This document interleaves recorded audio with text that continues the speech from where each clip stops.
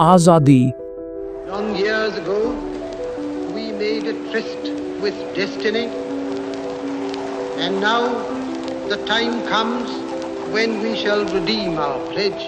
जिसके पीछे लाखों वीरों का खून, आंसू और कुर्बानी छुपी हुई है, जिसके लिए लाखों लोगों ने अपना खून बहाया, अपनी जिंदगी कुर्बान करी। भगत सिंह जो सिर्फ 23 साल की उम्र में फिरंगियों के सामने फांसी का फांदा चुनने से भी नहीं डरे। शहीद उधम सिंह जिसने जलियांवाला बाग के खून के बदला लेने के लिए अपनी जिंदगी दांव पर लगा दी। रानी लक्ष्मीबाई, एक वीरांगना, झांसी की रानी जो अपनी झांसी को बचाने के लिए मौत से भी लड़ गई अंग्रेजों से। और ऐसे न जाने कितने कहानियां हैं जो अपनी मिट्टी की आजादी के लिए अपनी जान कुर्बान करे। ये कहानियां, ये बलिदान, सबने मिलकर आजादी का वो दीपक जलाया जिसमें हर एक हिंदुस्तानी का आस जगी। और इसी दीपक का एक और प्रकाश थे मेजर दुर्गा मल्ला, तो शायद बहुत कम लोग ही इनको जानते हैं। पहाड़ियों का एक छोटा सा लड़का, लेकिन इरादे पहाड़ से भी ऊंचे थे। गोरखा रेजिमेंट का एक जवान जो नेताजी सुभाष चंद्र बोस के INA, इंडियन नेशनल आर्मी का शेर बन गया। वो इतने वीर थे कि दोस्तों, जब उन्हें ब्रिटिशर्स ने पकड़कर फांसी की हुक्म सुनाया तो उन्होंने अपने केरावी होठों पर एक मुस्कान ली और कहा, मैं मर रहा हूँ पर मेरा देश जिए। उनके पैरों के नीचे मौत थी, लेकिन उनकी आंखों में सिर्फ एक नूर था, भारत माँ का आजाद होने का नूर। ये कहानी सिर्फ एक शहीद की नहीं, ये कहानी है उन सारी कुर्बानियों की जो मिलकर हमारी आजादी की नींव बनी। और उनमें से एक अनमोल सितारा है शहीद मेजर दुर्गा मल्ला। दोस्तों, मेजर दुर्गा मल्ला सिर्फ एक सिपाही खाली नहीं थे, बल्कि गोरखा कम्युनिटी के लिए एक फाइटिंग स्पिरिट और देशभक्ति के जीवंत प्रतीक थे। सिर्फ 31 साल की उम्र में उन्होंने अपनी जान आजादी के लिए, अपने देश के लिए दे दी और अपना नाम हमेशा के लिए इतिहास में अमर कर दिए। दोस्तों, दुर्गा मल्ला का जन्म 1 जुलाई 1913 को देहरादून के दोईवाला गांव में हुआ था। वो एक ठकुरी क्षेत्रीय गोरखा परिवार से थे। बचपन से ही उनके अंदर देशभक्ति भरी हुई थी। उनके पिताजी गंगा राम मल्ला जो गोरखा राइफल्स में ही जमींदार थे। उनकी माँ पार्वती देवी ने उन्हें एक ईमानदार, मेहनती और प्रतिभाशाली बच्चे के रूप में पालन पोषण किया था। बचपन से ही दुर्गा मल्ला बाकी बच्चे से बिल्कुल अलग थे। दुर्गा पढ़ाई में भी तेज थे, फुटबॉल का भी शौकीन थे और सामाजिक और साहित्यिक गतिविधियों में हमेशा आगे थे। वो देहरादून के ही गांधीयन लीडर्स ठाकुर चंदन सिंह, वीर कदागा बहादुर सिंह बिष्ट, पंडित ईश्वर आनंद गोरखा और अमर सिंह थापा से बहुत इंस्पायर्ड थे।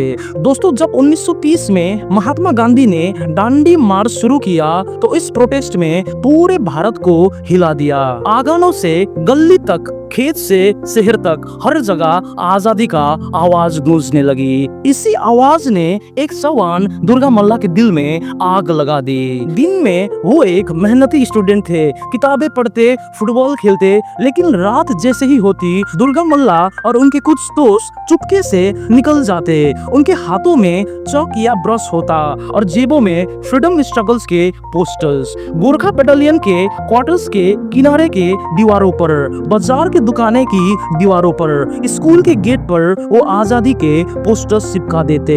अंधेरों में ही वो आवाज को जगाते, इनकलाब जिंदाबाद, भारत माता की जय। ये आवाज छोटी जरूर थी, पर इसने देश के हर कोने में एक नई ताकत भर दी। दुर्गा मल्ला के लिए ये एक नया सफर था।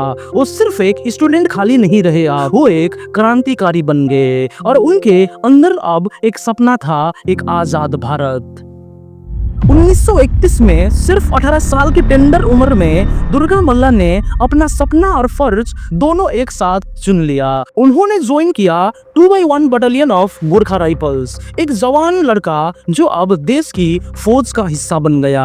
अपनी मेहनत और डिसिप्लिन से वो जल्दी ही सबके बीच अलग पहचान बनाने लगे। ट्रेनिंग में उनकी तेज सोच और हिम्मत ने उन्हें एक नया रंग दिया। धीरे धीरे उनका दर्जा बढ़कर सिग्नल हवालदार तक पहुंच गया। फिर आई 1941 की गादी। वर्ल्ड वॉर अपने चरम पर था।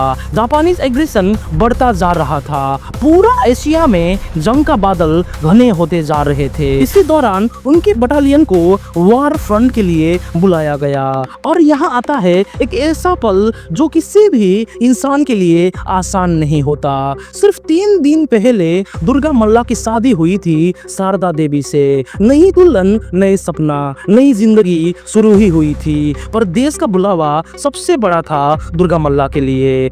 एक सच्चा देशभक्त की तरह उन्होंने अपनी दुल्हन के आंसू पोंछे और कहा, मेरा पहला फर्ज देश है शारदा, तुम मेरी ताकत बनना, मेरी कमजोरी नहीं। और फिर बिना किसी शिकायत के, बिना पल भर रुके ही उन्होंने अपने सारा प्यार और अपनी नई जिंदगी के सपने देश के लिए कुर्बान कर दिए।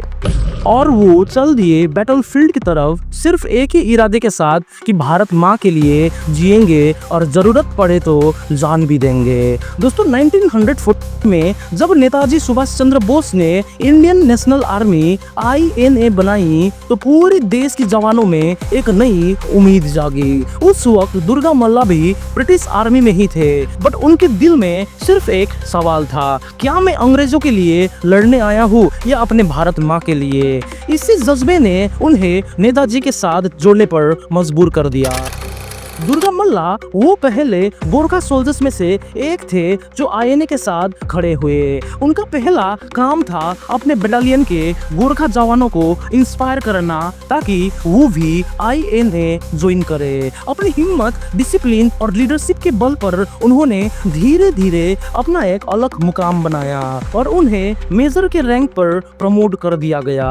दोस्तों जब नेताजी ने आजाद हिंद गवर्नमेंट का घोषणा की और एलाइड फोर्स के खिलाफ जंग का ऐलान हुआ तब मेजर दुर्गा मल्ला को एक बहुत इंपॉर्टेंट जिम्मेदारी मिली, इंटेलिजेंस ब्रांच की। दोस्तों उनका मिशन आसान नहीं था। नागालैंड के कठिन पहाड़ियों इलाकों में जाकर एनिमी कैंप्स की एक्टिविटी को पता लगाना होता था। डेंस जंगल, खतरे से भरे रास्ते, खाना पानी की कमी और हमेशा मौत का खतरा, पर दुर्गा मल्ला अपने फर्ज से कभी पीछे नहीं हटे। हर इंफॉर्मेशन वो हेडक्वार्टर्स भेजते और वो INA के लिए बहुत इंफॉर्मेटिव और कीमती होती थी। लेकिन 27 मार्च 1944 को मणिपुर के उखरुल एरिया में एक मिशन के दौरान वो शत्रु के हाथों पकड़ा गए। ये गिरफ्तारी सिर्फ एक सोल्जर्स का गिरफ्तार करना खाली नहीं था, बट ये अंग्रेजों के लिए एक मौका था इंडियन नेशनल आर्मी की हिम्मत तोड़ने का। दुर्गा मल्ला को रेड फोर्ट ले जाया गया जहां उन्हें प्रिजनर ऑफ वॉर बनाकर रखा गया, कोर्ट मार्शियल चलाया गया और तुरंत डेथ सेंटेंस भी सुनाया गया। अंग्रेज समझते थे कि धमकी, लालच या माफी का वादा उन्हें तोड़ देगा। उनसे कहा गया कि अगर वो INA ज्वाइन करने पर माफी मांग ले तो उनकी जान बचा ली जाएगी। पर दुर्गा मल्ला ने साफ कह दिया, मैं मौत स्वीकार कर लूंगा पर गुलामी नहीं। ब्रिटिश अथॉरिटीज ने एक और कोशिश की। उनकी पत्नी शारदा देवी को जेल में लाया गया। सोचा गया कि शायद पत्नी के आंसू देखकर वो झुक जाएंगे, लेकिन उस पल दुर्गा मल्ला ने अपनी पत्नी को देखा और शांत सवार में कहा, शारदा, मैं अपनी माँ के लिए अपनी जान दे रहा हूँ, तुम्हें घबराने की जरूरत नहीं है। करोड़ों हिंदुस्तानी मेरे बाद तेरे साथ होंगे, मेरा बलिदान बेकार नहीं जाएगा, भारत एक दिन जरूर आजाद होगा। और दोस्तों 15 अगस्त 1944 को उन्हें दिल्ली सेंट्रल जेल शिफ्ट किया गया और 25 अगस्त 1944 को सिर्फ 31 साल की उम्र में दुर्गा मल्ला को फांसी दे दी गई। उस पल एक और वीर पुत्र भारत माँ की गोद में अमर हो गया। दोस्तों उनका शरीर नहीं रहे पर उनका नाम, उनका बलिदान, उनकी कहानी अमर हो गई। आज भी पार्लियामेंट हाउस के आंगन में उनकी प्रतिमा उनकी वीरता की गवाही देती है। हर साल 25 अगस्त को गोरखा समाज और पूरा देश पर उनका बलिदान दिवस को मनाया जाता है। दुर्गा मल्ला की कहानी सिर्फ एक व्यक्ति की कहानी नहीं है, ये एक मिसाल है। आजादी सिर्फ एक शब्द नहीं है बल्कि खून, आंसू और कुर्बानियां से लिखी गई एक दास्तान है और आज भी उनकी आवाज हर एक हिंदुस्तानी को याद दिलाता है कि आजादी का मतलब सिर्फ खुद के लिए जीना नहीं है बल्कि देश के लिए जीना और देश के लिए कुछ करना होता है। दोस्तों, दुर्गा मल्ला की कहानी हमें ये सिखाती है कि देशभक्ति सिर्फ एक जज्बा नहीं बल्कि एक जिम्मेदारी है। एक सिपाही जो सिर्फ 31 साल की उम्र में अपनी माँ भारत के लिए फांसी पर चढ़ गया, उसने हमें दिखाया कि आजादी का असली मतलब क्या होता है। आज हम खुले आसमान के नीचे सांस ले रहे हैं, अपने सपने जी रहे हैं और अपने फैसले खुद ले रहे हैं। ये सब उन्हीं वीर जवानों की कुर्बानियां का परिणाम है। दुर्गा मल्ला और उनके जैसे अनेक शहीदों ने अपनी जिंदगी छोटी कर दी ताकि हमारी जिंदगी बड़ी हो सके। उनका बलिदान आज भी हर एक के दिल में एक आवाज बनकर गूंजता है। मत भूलो, आजादी के पीछे एक शहादत की कहानी छुपी है। हमारा आपका फर्ज है कि इस आजादी को संभालना और अपने देश के लिए कुछ करना।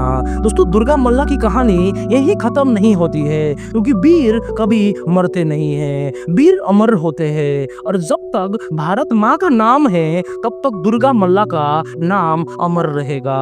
याद रखो, आजादी विरासत में मिली चीज नहीं, ये कुर्बानियों का देन है। इसे संभालना हमारी जिम्मेवारी है। जय हिंद, जय भारत, जय गोरखा।